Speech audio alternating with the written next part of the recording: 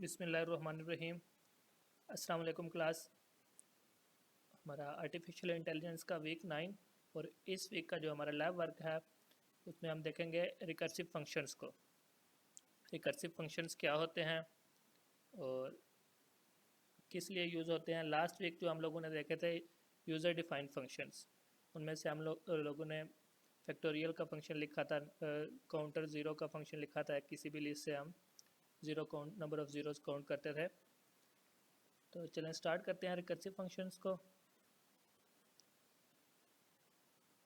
सबसे पहले recursive function क्या होते हैं पाइथन में। We know that a function can call other functions. It is even possible for the function to call itself. This type of construct are termed as recursive functions. ऐसे function जो खुद की body में खुद ही को दोबारा से कॉल करें उनको हम रिकर्सिव फंक्शन कहते हैं और इस प्रोसेस को हम रिकर्जन कहते हैं। इसके ये देख लें, इसका सिंटैक्स है या फ्लो देख लें इसका कि DEF का कीवर्ड यूज़ होता है जो कि हमारा यूज़र डिफाइंड फंक्शंस, ये भी यूज़र डिफाइंड फंक्शंस ही होते हैं लेकिन इनमें रिकर्जन यूज़ हो रही होती है। तो उसके बाद हमारा जो है फंक्शन का नाम आता है, ठीक है, पैरेंथेसिस आती हैं, कॉलन आता है, दैन उसकी बॉडी आती है और उसके बाद दोबारा से उसकी बॉडी में कहीं पर भी उस फंक्शन को कॉल कर लेते हैं किसी कंडीशन की बेस पे या जहाँ पे भी रिक्वायरमेंट होती है दोबारा से वो फंक्शन खुद को कॉल करता है। कहीं पर भी एक से ज़्यादा मरतबा भी खुद को कॉल कर सकता है अगर हमने इफ़ वगैरह यूज़ की हुई हैं तब, ठीक है। तो ये है जी रिकर्सिव फंक्शन। और ये देखें यहाँ पर हमने फर्स्ट टाइम ये कॉल किया, ये जो बॉडी है यहाँ पर DEF के साथ, मतलब ये इसकी बॉडी के अंदर नहीं है, ये फर्स्ट टाइम कॉलिंग है। उसके बाद ये जो बॉडी के अंदर रिकर्स का जो फंक्शन लिखा हुआ है ये दोबारा कॉल हो रहा है, रिकर्सिव कॉल हो रही है इसकी, ठीक है। तो इसके एग्जांपल्स करते हैं हमने। सबसे पहले एग्जांपल हमने जो यूज़र डिफाइंड फंक्शंस की भी की थी फैक्टोरियल की, तो फैक्टोरियल की को करते हैं एज ए रिकर्सिव फंक्शन। जो हम लोगों ने last time factorial last week में जो किया था फैक्टोरियल का कोड वो कुछ इस तरह से था, ठीक है। इसी को ये एज ए रिकर्सिव फंक्शन हम लिखते हैं। इसमें हमने फॉर लूप यूज़ किया था और आप देखते हैं रिकर्सिव फंक्शन में हम कैसे इम्प्लीमेंट करते हैं। सारे को मैं ख़त्म कर रहा हूँ ताकि हमारा यही कोड बार बार एग्जीक्यूट ना हो।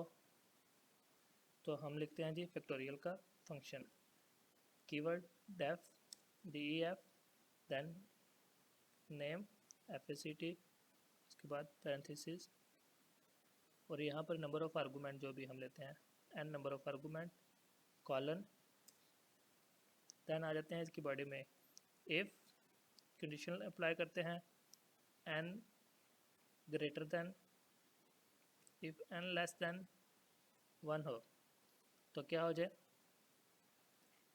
हमें रिटर्न हो जाए रिटर्न 1, क्योंकि हमें पता है जो जब भी हमारा फैक्टोरियल होता है 1 का फैक्टोरियल 1 ही होता है और 0 का फैक्टोरियल भी 1 ही होता है। तो जैसे ही वो लेस दैन 1 होगा मतलब 0 होगा तो 0 का फैक्टोरियल हमें, जो हमारी बेस कंडीशन है वो यही है कि 0 का फैक्टोरियल 1 होता है, तो जैसे ही n 0 होगा तो वो हमें 1 रिटर्न कर देगा। उसकी बेस पे नेक्स्ट फिर हम देखते हैं क्या करते हैं। दैन फिर हम एल्स पार्ट लिखते हैं। एल्स पार्ट में हम क्या करते हैं, रिटर्न n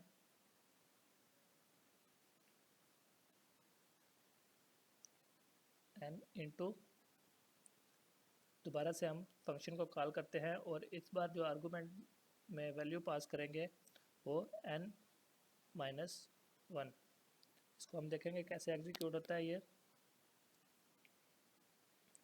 ये हमारा जी रिकर्सिव फंक्शन हमने लिख लिया है। अच्छा, इसकी एग्जीक्यूशन देखेंगे। फर्स्ट करें हम फर्स्ट टाइम यहाँ पर 5 वैल्यू इंटर करते हैं, n की वैल्यू 5 आती है। तो यहाँ पर अगर हम कॉल कराते हैं प्रिंट को,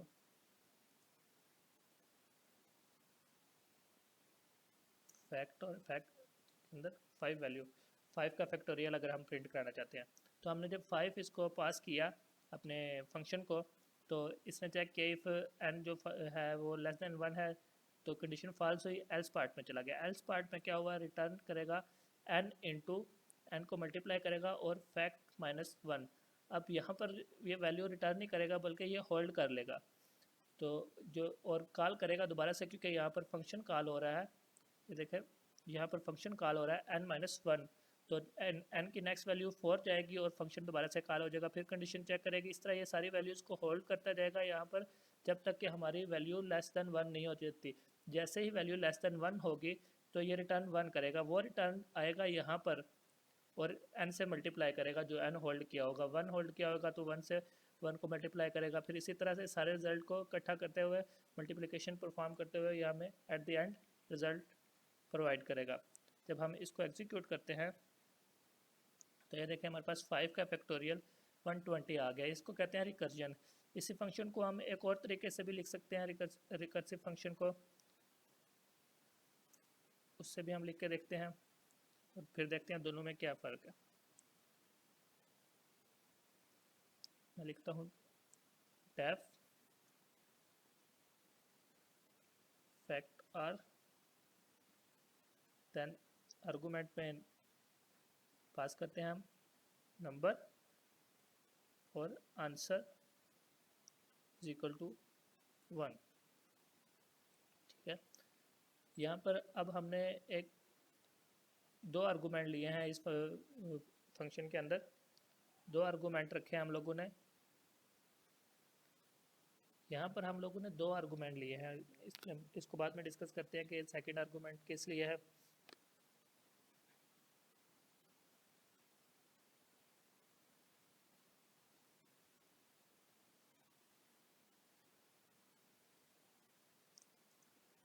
फंक्शन की बॉडी लिखते हैं if n less than 1 return answer. Else का पार्ट लिखते हैं एल्स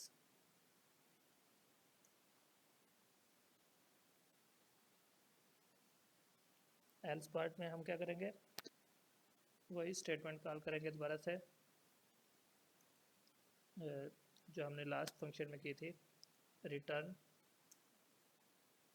n इंटू अपने फंक्शन को कॉल करेंगे फैक्ट आर के नाम से जो है, और इसमें जब हम वैल्यू पास करेंगे n-1 फर्स्ट आर्गूमेंट में और सेकंड आर्गूमेंट में जब हम वैल्यू पास कर रहे हैं तो n इंटू आंसर। ठीक है, तो ये हमारा फंक्शन है। एक और तरह से हमने फंक्शन लिखा। अब इसको देखते हैं जी, और एट द एंड ये अब इस फंक्शन को हम देखते हैं। जो हमारे पास ये जो होती है ये ऑप्शनल स्टेट होती है। अगर हम कोई वैल्यू पास करते हैं तो वो वैल्यू इसको असाइन हो जाती है। अगर हम इसको कोई भी वैल्यू असाइन नहीं करते तो इसकी हमने एक डिफ़ॉल्ट वैल्यू रख दी है जो कि 1 है। ठीक है, तो अब फर्स्ट टाइम क्योंकि हम जब इसको कॉल कर रहे हैं तो कोई वैल्यू इसको कॉलिंग के दौरान देखते हैं। हम प्रिंट का फंक्शन हमने कॉल किया, प्रिंट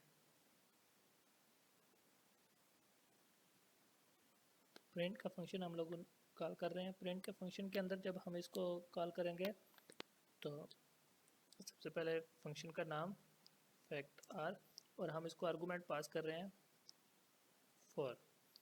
जब हम इसको आर्गूमेंट 4 पास कर रहे हैं तो दूसरा आर्गूमेंट अगर हम इसको पास नहीं करते तो इसकी जो बाय डिफ़ॉल्ट वैल्यू है वो जो हम लोगों ने आंसर इज इक्वल टू 1 रखा हुआ है वो वैल्यू कंसिडर होगी।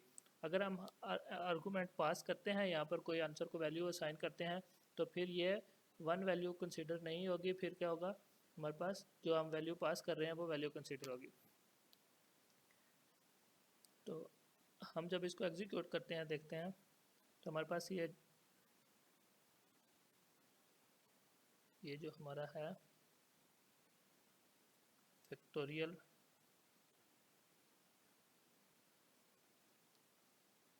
1 - n कॉल किया हम लोगों ने, और फिर 4 का फैक्टोरियल हमारा सही प्रिंट नहीं हुआ।